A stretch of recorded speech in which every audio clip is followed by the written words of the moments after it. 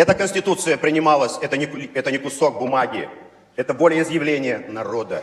И президент избирается народом. Имею ли я право идти против собственного народа? Нет, не имею.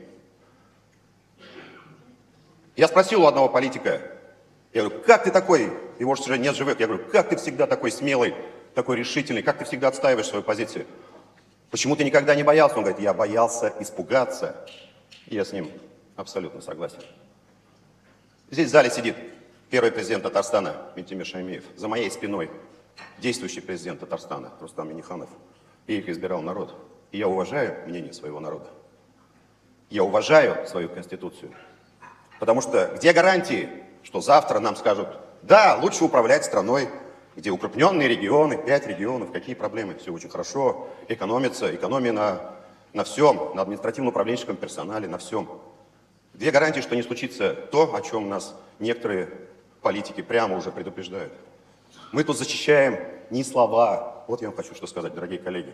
Мы тут защищаем федерализм, потому что я считаю себя патриотом этой страны. Я люблю свою родину, я готов умереть за свою родину. Но я считаю, что федерализм – это единственный способ существования этой великой страны. Это уже не раз доказывала история. Это и сегодня доказывается, когда все народы нашей страны в едином порыве действует как один народ. Ну, поэтому, вот я выражаю личную позицию. Лично для меня, коллеги, компромисс сегодня невозможен. Как я буду смотреть в глаза Ментимиру Шариповичу? Как я буду смотреть в глаза президенту?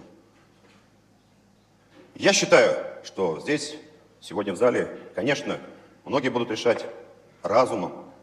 Им понятен, и мотивы понятны. Надо двигаться дальше, надо развиваться, надо сохранять родную республику. Я вам хочу сказать, что я буду голосовать сердцем.